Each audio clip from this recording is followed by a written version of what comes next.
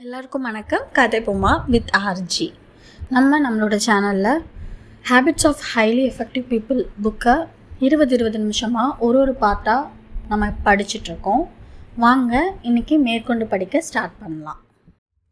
நம்முடைய நடவடிக்கைகளை தேர்ந்தெடுப்பதற்கான சுதந்திரம் நமக்கு இருக்கிறது. ஆனால் அதனால் ஏற்படும் விளைவுகளை தேர்ந்தெடுப்பதற்கான சுதந்திரம் நமக்கு இல்லை.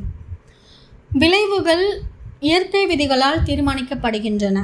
அவை கரிசன வட்டத்திற்குள் இருக்கின்றன. வேகமாக வந்து கொண்டிருக்கின்ற ஒரு ரயிலின் முன்னால் குதிப்பதென்று நம்மால் தீர்மானிக்க முடியும். ஆனால் ரயில் நம்மீது மோதிய பிறகு என்ன நிகழும் என்பதை நம்மால் தீர்மானிக்க முடியாது.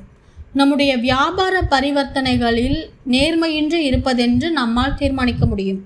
அந்த தீர்மானத்தினால் ஏற்படுகின்ற சமுதாய விளைவுகள் நம்முடைய தில்லுமுள்ளு கண்டுபிடிக்கப்படுகிறதா இல்லையா என்பதன் அடிப்படையில் வேறுபட்டாலும் நம்முடைய அடிப்படை குணநலன்களுக்கு ஏற்படுகின்ற இயற்கையான விளைவுகள் ஒருபோதும் மாறுவதில்லை. கொள்கைகள் நம்முடைய நடத்தையை கட்டுப்படுத்துகின்றன. நாம் அவற்றுக்கு இசைவாக வாழுவது நேர்மறையான விளைவுகளை கொண்டு வரும். அவற்றை மீறுவது எதிர்மறையான விளைவுகளை கொண்டு வரும். எந்த ஒரு சூழ்நிலையிலும் நம்முடைய பதில் நடவடிக்கையை தேர்ந்தெடுப்பதற்கான சுதந்திரம் நமக்கு இருக்கிறது. நாம் ஒரு கோலின் ஒரு முனையை பிடித்து தூக்கும்போது மறுமுனையையும் சேர்த்தே தூக்குகிறோம். நம் வாழ்வில் பல சமயங்களில் நாம் தவறான கோலை தேர்ந்தெடுக்கிறோம் என்பதை நாம் பின்னாளில் உணர்ந்திருக்கிறோம். நமக்கு விருப்பம் இல்லாத பல விளைவுகளை நம்முடைய தேர்ந்தெடுப்புகள் கொண்டு வந்துள்ளன. நாம் மீண்டும் முதலிலிருந்து தேர்ந்தெடுப்புகளை மேற்கொள்வதற்கான வாய்ப்பு நமக்கு கொடுக்கப்பட்டால் நாம் வேறு விதமாக தேர்ந்தெடுப்போம். தேர்ந்தெடுப்பில் ஏற்பட்ட தவறுகள் என்று நாம் இவற்றை அழைக்கிறோம். இவை நாம் ஆழ்ந்து சிந்திக்க வேண்டிய இரண்டாவது விஷயமாகும். மனம் முழுக்க பின் வருத்தத்துடன் இருப்பவர்களுக்கு கரிசன வட்டத்தில் கடந்த கால தவறுகளும் இருக்கின்றன என்பதை உணர்வதுதான் முன்யோசனையுடன் செயல்படுவதற்கான மிக அவசியமான பயிற்சியாகும். நம்மால் அவற்றை நினைவு கூற முடியாது. நிகழ்ந்து முடிந்துவிட்டால் அவற்றை நிகழாமல் பார்த்து கொள்ள முடியாது. அவற்றால் ஏற்பட்ட விளைவுகளை நம்மால் கட்டுப்படுத்த முடியாது. நீங்கள் செய்த ஒரு தவறை உடனடியாக அங்கீகரித்து அதை திருத்தி அதிலிருந்த பாடம் கற்றுக்கொள்வதுதான் அது குறித்த முன்யோசனையுடன் கூடிய அணுகுமுறையாகும். இது ஒரு தோல்வியை வெற்றியாக மாற்றுகிறது. வெற்றி என்பது தோல்வியின் மறுமுனையில் உள்ளது என்று IBM நிறுவனத்தின் நிறுவனர் TJ வாட்சன் கூறியுள்ளார். ஒரு தவறை அங்கீகரிக்காததும் அதை திருத்திக் கொள்ளாததும் அதிலிருந்து பாடம் கற்றுக்கொள்ளாததும் முற்றிலும் வேறு வகையான ஒரு தவறு. அது வழக்கமாக சுய ஏமாற்றம் மற்றும் சுய நியாயப்படுத்துவதற்கான பாதையில் ஒருத்தரை தள்ளிவிடும். அவர்கள் மற்றவர்களிடமும் தன்னிடமும் காரணம் கற்பிப்பதும் அதில் அடங்கும். இந்த இரண்டாவது தவறு, அதாவது மறைப்பதற்கான இந்த முயற்சி, முதல் தவறுக்கு சக்தியூட்டி பொருத்தமற்ற முக்கியத்துவத்தை அதற்கு கொடுத்து ஒருவர் தனக்குத்தானே ஆழமான பாதிப்பை ஏற்படுத்தி கொள்ள வழிவகுக்கிறது. மற்றவர்கள் செய்யும் ஒரு விஷயமோ அல்லது நம்முடைய சொந்த தவறுகளோ நம்மை அவ்வளவாக பாதிப்பதில்லை. அவற்றுக்கு நாம் அளிக்கும் செயல்விடை தான் நம்மை அதிகமாக காயப்படுத்துகிறது. நம்மை கடித்த விஷப்பாம்பை துரத்தி கொண்டு ஓடுவது அதன் விஷம் நம் உடல் முழுவதிலும் பரவுவதற்குத்தான் உதவும். நம்முடைய உடலில் உள்ள அந்த விஷயத்தை வெளியேற்றுவதற்கு உடனடியாக நடவடிக்கைகளை மேற்கொள்வது தான் சாலச் சிறந்த விஷயம். எந்த ஒரு தவறுக்கும் நாம் அளிக்கும் செயல்விடை நம்முடைய அடுத்த கணத்தின் தரத்தை பாதிக்கிறது. அடுத்த கணத்தின் மீது நம்முடைய தவறுகளால் தாக்கம் ஏற்படுத்த முடியாத விதத்தில், நமக்கு மீண்டும் சக்தி கிடைக்கும் விதத்தில் நாம் அத்தவறுகளை உடனடியாக ஒப்புக்கொண்டு அவற்றை திருத்திக் கொள்வது மிகவும் முக்கியமாகும். வாக்குறுதிகளை கொடுப்பதும் அவற்றை நிறைவேற்றுவதும். வாக்குறுதிகளை கொடுப்பதற்கும் அவற்றை நிறைவேற்றுவதற்குமான நம்முடைய திறன்தான் நம்முடைய செல்வாக்கு வட்டத்தின் மையமாக உள்ளது. நாம் நமக்கும் பிறருக்கும் கொடுத்து கொள்ளும் வாக்குறுதிகளும் அவற்றை நிறைவேற்றுவதற்கான நம்முடைய நாணயம்தான் முன்யோசனையுடன் கூடிய நம்முடைய செயல்பாட்டின் ஜீவநாடியாக விளங்குகின்றன. நம்முடைய வளர்ச்சியின் ஜீவநாடியும் அதுதான். மனிதர்களுக்கு கொடுக்கப்பட்டுள்ள சுய விழிப்புணர்வு மற்றும் மனசாட்சியின் மூலம் நம்முடைய பலவீனங்கள், நாம் மேம்பாடு அடைய வேண்டிய பகுதிகள், நாம் நம்மிடம் வளர்த்து கொள்ள வேண்டிய திறமைகள், நம்முடைய வாழ்வில் மாற்றப்பட வேண்டிய அல்லது களையப்பட வேண்டிய விஷயங்கள் ஆகியவற்றை பற்றிய விழிப்புணர்வை நாம் பெறுகிறோம். பிறகு நம்முடைய கற்பனையையும் தனிப்பட்ட சுதந்திரத்தையும் அங்கீகரித்து அவற்றை அந்த விழிப்புணர்வின் மீது பயன்படுத்தும் போது, அதாவது வாக்குறுதிகளை கொடுத்தல், இலக்குகளை நிர்ணயித்தல், அவற்றுக்கு உண்மையாக இருத்தல் போன்ற நடவடிக்கைகளை நாம் மேற்கொள்ளும் போது வலிமையான குணநலன்களை நாம் உருவாக்குகிறோம். நம்முடைய வாழ்வில் பிற நேர்மறையான விஷயங்கள் நடைபெறுவதற்கு அவை காரணமாக அமைகின்றன. நம்முடைய வாழ்க்கையை உடனடியாக நம்முடைய கட்டுப்பாட்டிற்குள் கொண்டு வருவதற்கான 2 வழிகளை நாம் இங்குதான் காணுகிறோம். நம்மால் ஒரு வாக்குறுதியை கொடுக்கவும் அதை நிறைவேற்றவும் முடியும், அல்லது ஒரு இலக்கை நிர்ணயித்து அதை அடைவதை நோக்கி செயல்பட முடியும். நாம் தொடர்ந்து வாக்குறுதிகளை கொடுத்தும் அவற்றை நிறைவேற்றியும் வரும்போது அவை சிறிய வாக்குறுதிகளாக இருந்தாலும் கூட ஒரு உள்ளார்ந்த நாணயம் நமக்குள் உருவாக தொடங்குகிறது. சுய கட்டுப்பாடு குறித்த விழிப்புணர்வையும் நம்முடைய சொந்த வாழ்க்கைக்கு நாம் அதிகமாக பொறுப்பேற்றுக் கொள்ள உதவக்கூடிய துணிச்சலையும் வலிமையையும் அது நமக்கு கற்றுத்தருகிறது. நாம் நமக்கும் மற்றவர்களுக்கும் வாக்குறுதிகளை கொடுத்து அவற்றை நிறைவேற்றுவதன் மூலம் சிறிது சிறிதாக நம்முடைய நன்மதிப்பு நம்முடைய மனநிலையை விட நமக்கு அதிக முக்கியமானதாக ஆகிறது. நமக்கு நாமே வாக்குறுதிகளை கொடுத்து கொண்டு அவற்றை நிறைவேற்றுவதற்கான சக்தி தான் ஆற்றலுக்கான அடிப்படை பழக்கங்களை உருவாக்குவதற்கான ஜீவநாடியாக திகழ்கிறது.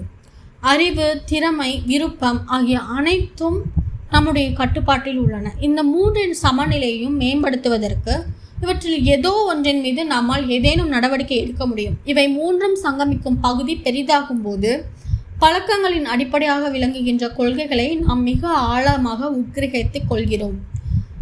அதோடு நம்முடைய வாழ்வில் ஆற்றலை அதிகரிப்பதை நோக்கி ஒரு சமநிலையான வழியில் நம்மை வழிநடத்தி செல்லக்கூடிய குணநலன்களை நாம் வளர்த்து கொள்ளுகிறோம்.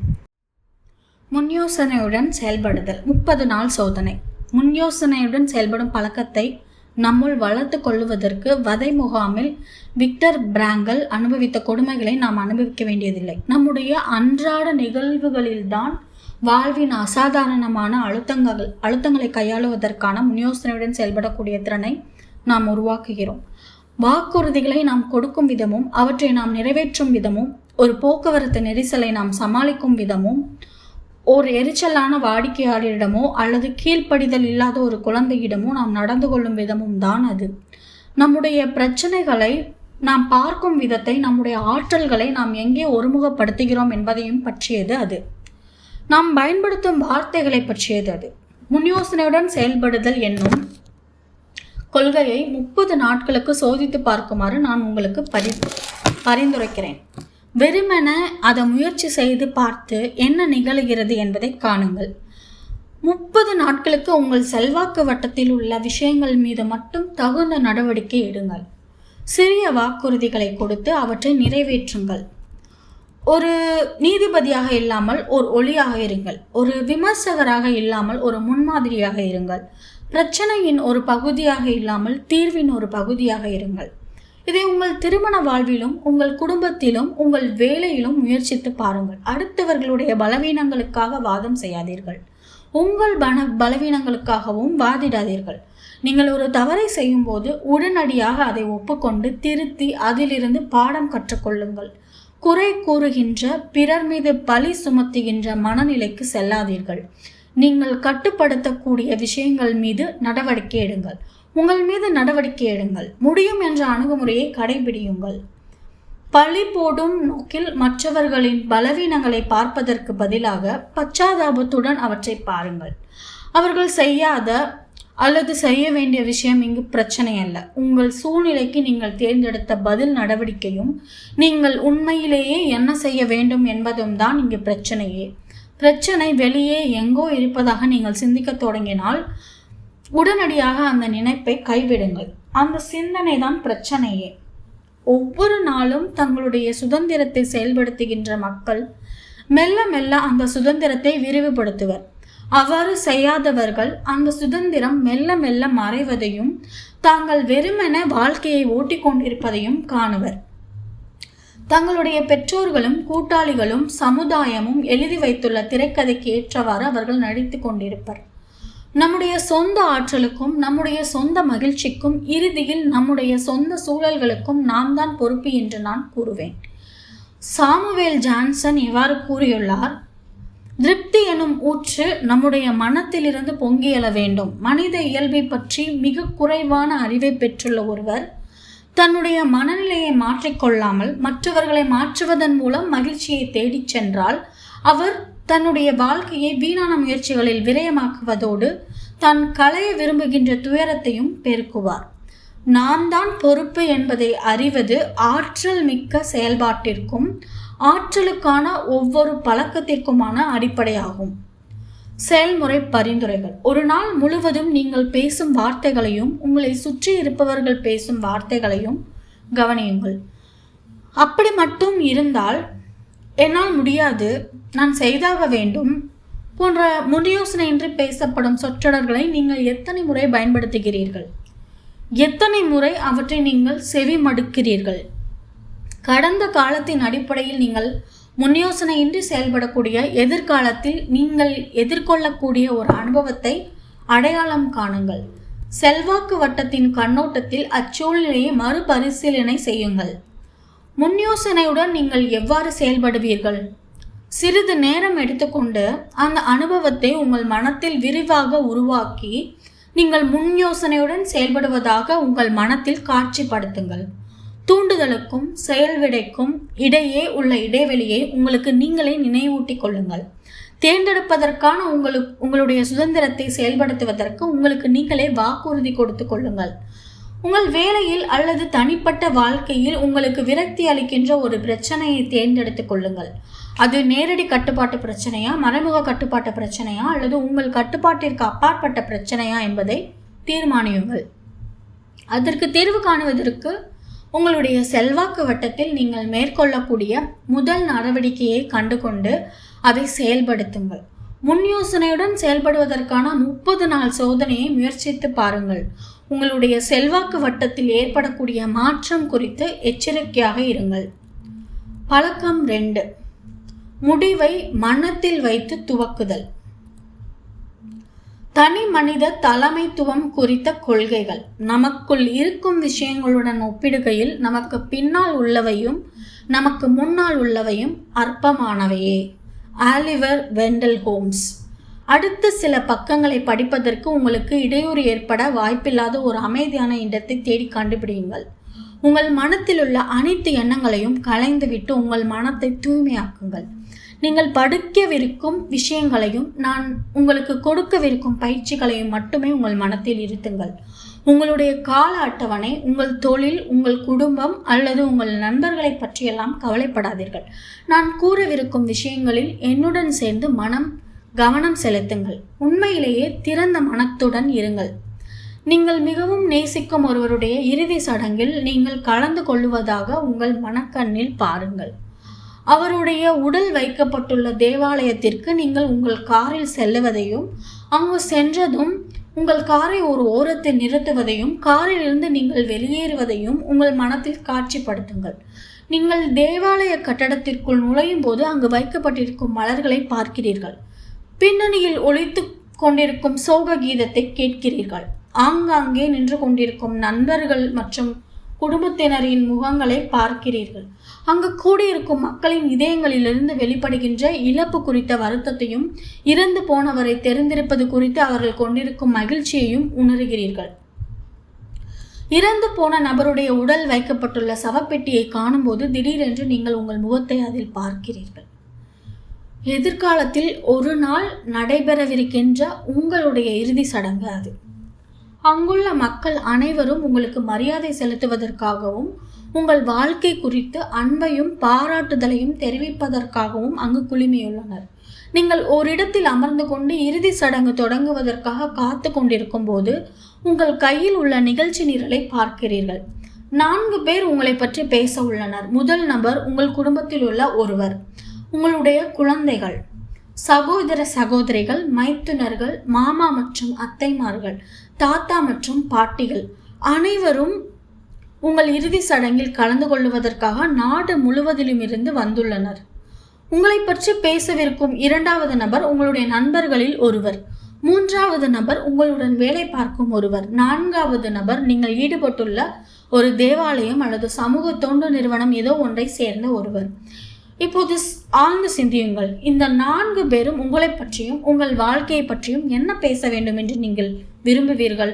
அவர்களுடைய வார்த்தைகள் உங்களை எப்படி கணவராக, மனைவியாக, அப்பாவாக அல்லது அம்மாவாக வெளிப்படுத்த வேண்டும்? எப்படிப்பட்ட மகனாக அல்லது மகளாக உங்களை வெளிப்படுத்த வேண்டும்? எப்படிப்பட்ட நண்பராக நீங்கள் வெளிப்படுத்தப்பட விரும்புகிறீர்கள்? எப்படிப்பட்ட சக ஊழியராக நீங்கள் வெளிப்படுத்தப்பட விரும்புகிறீர்கள்?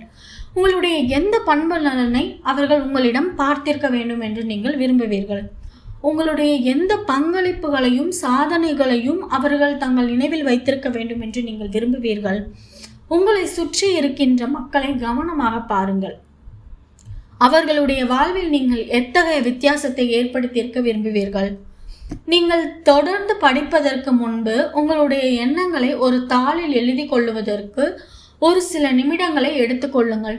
2வது பழக்கத்தை நீங்கள் சிறப்பாக புரிந்து கொள்ள இது மிகவும் உதவும். முடிவை மனத்தில் வைத்து துவக்குதல் என்பதை எது குறிக்கிறது? இந்த மனக்காட்சி படைப்பு அனுபவத்தில் நீங்கள் தீவிரமாக பங்கு கொண்டிருந்தால் உங்களுடைய சில ஆழமான அடிப்படை விழுமியங்களை ஒரு கணம் நீங்கள் தொட்டிருப்பீர்கள். உங்களுடைய செல்வாக்கு வட்டத்தின் மையமாக விளங்குகின்ற உள்ளார்ந்த வழிகாட்டல் அமைப்புடன் ஒரு சில கணங்கள் நீங்கள் ஒரு தொடர்பை ஏற்படுத்தி இருப்பீர்கள். ஜோசப் அடிசனின் இவ்வார்த்தைகளை கவனமாக கருத்தில் கொள்ளுங்கள். மாபெரும் மனிதர்களுடைய கல்லறைகளை நான் பார்க்கும்போது பொறாமை உணர்ச்சி ஒவ்வொன்றும் என்னில் மடிகின்றன. அழகானவர்களின் கல்லறை வாசகங்களை நான் படிக்கும்போது அர்த்தமற்ற ஆசைகள் ஒவ்வொன்றும் என்னை விட்டு வெளியேறுகின்றன. தங்கள் குழந்தையின் கல்லறையின் அருகே நிற்கும் பெற்றோர்களின் வருத்தத்தை நான் எதிர்கொள்ளும் போது என் மனம் அனுதாபத்தால் உருகுகிறது. பெற்றோர்களின் கல்லறைகளை நான் பார்க்கும்போது விரைவில் நாம் பின்தொடரவிருக்கின்ற அந்த மனிதர்களுக்காக வருத்தப்படுவது எவ்வளவு வீண் என்பதை நான் கருத்தில் கொள்ளுகிறேன். அரசர்கள் தங்களை வீழ்த்தியவர்களுடன் அருகருகே புதைக்கப்பட்டிருப்பதை நான் பார்க்கும் போதும் அறிவார்ந்த எதிராளிகள் அல்லது தங்கள் கருத்துக்களாலும் முரண்பாடுகளாலும் உலகை பிரிந்த சமய சார்புடைய மக்கள் அருகருகே புதைக்கப்பட்டிருப்பதை நான் காண நேரும் போதும் மனித குலத்தின் சிறு சிறு போட்டிகள், பிரிவுகள் மற்றும் வாக்குவாதங்களை நான் வருத்தத்துடனும் ஆச்சரியத்துடனும் நினைத்து பார்க்கிறேன். இதோட இன்னைக்கான பாட்டை நம்ம முடிச்சுக்கலாம். நாளைக்கு மேற்கொண்டு படிக்க ஸ்டார்ட் பண்ணலாம். கண்டிப்பாக இந்த பதிவு உங்களுக்கு பயனுள்ளதாக இருந்திருக்கும் நம்புகிறேன். பயனுள்ளதாக இருந்துச்சுன்னா கதைப்போமா வித் ஆர்ஜி சேனலை லைக் பண்ணுங்கள், ஷேர் பண்ணுங்கள், கமெண்ட் பண்ணுங்கள். கண்டிப்பாக சப்ஸ்கிரைப் பண்ணுங்கள். தேங்க்யூ.